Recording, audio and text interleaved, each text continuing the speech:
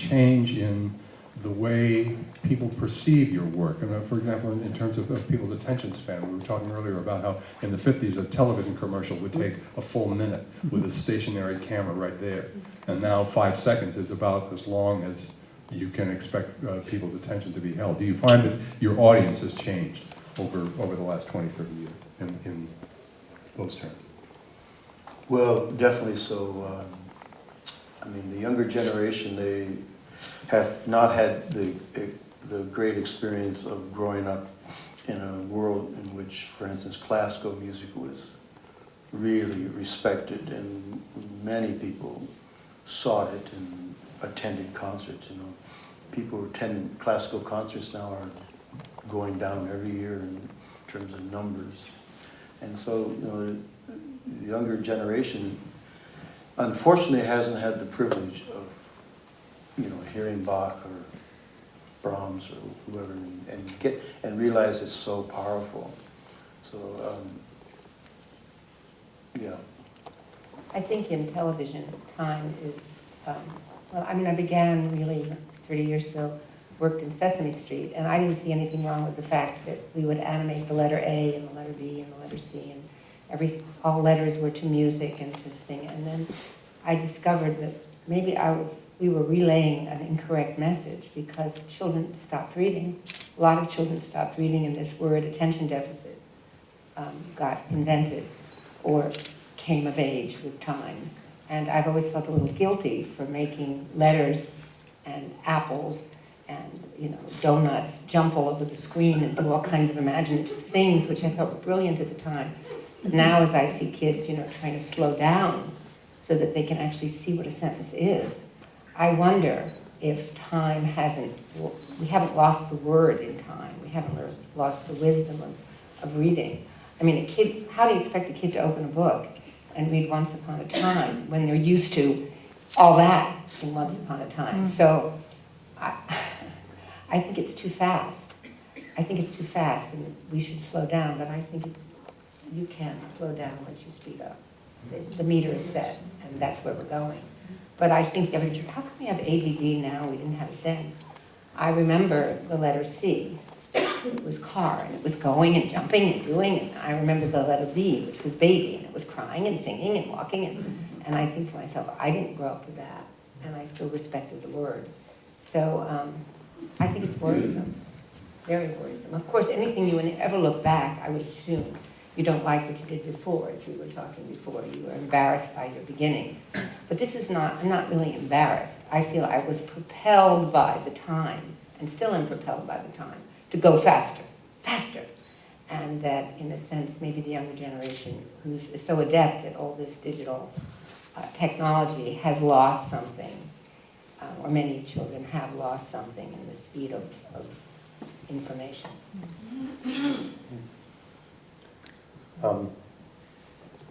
I can't speak for my audience. You know, I don't know how they're perceiving my work and how that has changed. So the only thing I can speak for is my own interest in time.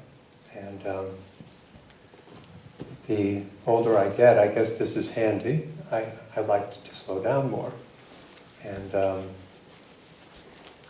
I'm moving in the direction of always being on the lookout for ways of slowing down and making sure if I undertake a commitment to do anything that I'm really positive I want to do it.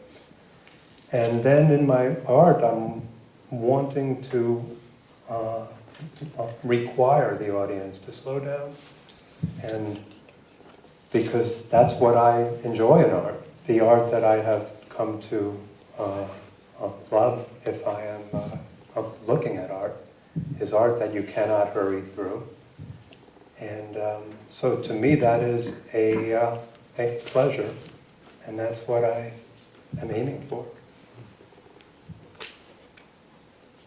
My work is so integral to many other things that are going on the stage that it's hard to, I'm usually in the audience, watching with everybody else. And I don't know how the audience has changed. I know in the United States, Momix is very much about the body, and they don't like to cover up the body. In fact, the artistic director would love to have nude bodies on the stage so people could appreciate their form. In the United States, that is not okay. More theaters than not will not permit that. So that's part of time, if that's the way our perception of things has changed. That's too bad, but it's hard to speak to me, for me to speak about how my audience has changed, because I am a part of the audience once my work is done, and I'm sitting and watching what's happening up on stage, and it's all part of one unit. You know, I don't look at the costumes as being separate. Well, you know, this is one of the aspects of the issue of time, about how it's changed and how certain things like a 2-hour concert and the work of composers who work exclusively in that form is going away. But each of you has, there's an educative function to what each of you does. And David, Darling in particular, you work as an educator. So what do we do about that? Yeah, I was hoping to ask Sheila how, if you value, as you say, slowing down, and you can't seem to slow down because things speed up. I was just wondering, in the programming that you want to bring, if this factors in. That's a very sort of a touching question. I want to be popular. Talk out that way so they can... I want to be popular as much as I want to be slow down. But I know myself that if I see a play as 90 minutes with no intermission, I'm more likely to go than if it's 2 hours and 20 minutes with 2 intermissions. No matter how great the play is, I personally am part of now, even though the now is less, because I can't help it. I'm part of television. I'm part of that generation that needs people to watch and look and listen. So I don't know how to answer the question. I wish I could, but I don't know that I could keep my job in a way if I could. Because I think that age being a factor, I'm in a media universe that's moving fast, and I intend to stay there as long as I can and move as it moves. Whether I approve of it or not, I can't really tell you. I don't know how to slow down. I really don't know how. Maybe I'll look at one of your works of art. I think that silence is a profound concept that's in all of the endeavors of mankind and art. And I feel like when I used to do a lot of children's concerts, and to get them to listen to the silence and realize that there was tremendous mystery in silence and tremendous excitement, that it wasn't boring at all, that there was a lot going on in there. So, I would be usually in young audiences, we did it in gymnasiums, so all the kids are on the floor. I used to have this, I would take this bun pan, you all know what a bun pan is, No. But a bun pan, when you hold it in the middle and touch the rim of it, it's a beautiful gong. Just a beautiful gong. And I would ask the children to raise their hand when they couldn't hear the gong any longer. And it was very interesting to me over a period of 20 years to watch the audience, actually, the hands would go up sooner. And that sense of really listening. So then I asked them, I love silence, and I like the fact that sound is floating through the air, it's going through the wall, it's going out into the road. And by the way, the sound I just made actually went to your house, went through the door, and it's under your pillow. So when you go home tonight, see if you can hear that. If we can't sleep, sound. we can blame you, right? But I think it's a terrific thing to be aware of, that the silence it makes people nervous now. And, you know, the action that has to be there all the time is dangerous to have it so lopsided in a way. Well, I think that the idea that just in silence means there's nothing going on is wrong. Totally wrong.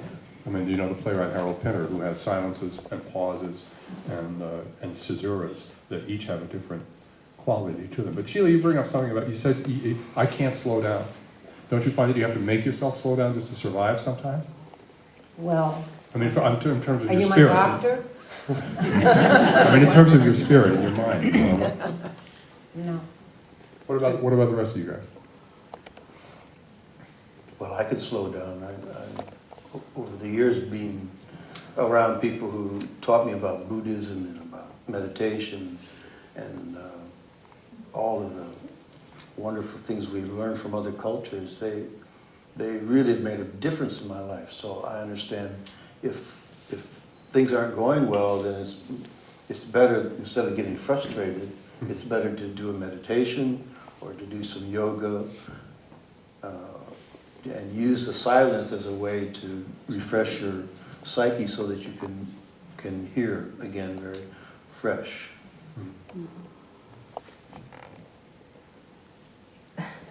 Go ahead. Well, as I mentioned earlier, slowing down is very important to me and has been growing on me probably since about the age of 18. I can remember the first time I thought about slowing down, like the first thing that prompted it. And I was 18 and I was really into downhill skiing. And by that, I was at the peak of my skill then. I took off. Yes, you will. I took off a few months and I was skiing at Jackson Hole, Wyoming. And I just thought skiing as fast as I could and as much as I could was where I was at. So I remember the moment I was going up on a tram. They have a tram that goes from the bottom all the way to the top. And you could see out the windows, and it goes right over a very steep slope with moguls that are like as big as David Bean over there. And the snow was perfect, and everyone is crashing and banging, and they're just having a great time, and that's what I was doing too. I saw this guy skiing, and it looked like it was just slow motion. It wasn't even that he was going slower than anyone else. It was a whole other galaxy. I never had. Was he a Martian? I would like to meet him now and ask him. Probably still skiing down there. I didn't know how he did it. I tried to do it. I would fall down. He was in such control. He exhibited a kind of control that I never had seen in skiing before. That, I think, planted a seed, and I've been attracted to slowness, and about 17 years ago, I took up the practice of Tai Chi, and that suits me perfectly. I get to do the same thing over and over again, which I like to do. And the practice of Tai Chi is partially, among other things, it's about slowing down. And it gives you the excuse to slow down. So even if I want to be doing 100 other things, if I'm going to do Tai Chi, then that's what I'm supposed to do. And if the mind is still worrying around, then I could bring it back because it's supposed to be doing Tai Chi. And so that's been a great help to me. But as I also said earlier, I've looked for ways to slow down in life. And I won't go on forever and ever, but in the art show I'm having here, I was told I could have the art show like half a year ago. And over the course of the winter, I just wanted to work on pieces for this art show. And it isn't a big art show, and I wanted to have as few pieces as possible. So I took a whole winter to think about the space and think about what I wanted to do. And instead of making stuff and making stuff and making stuff, I tried to slow down.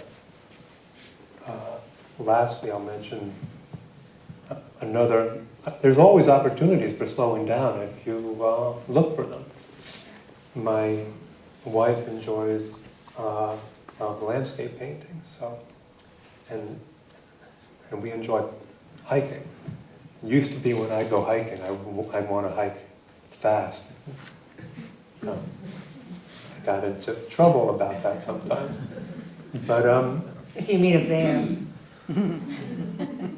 I got into trouble with a spouse who channeled a bear.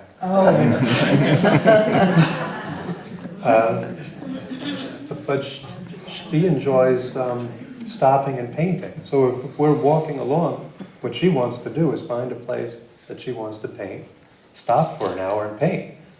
Well, that's really an opportunity to slow down. So instead of walking 8 miles, we'll walk 4 miles.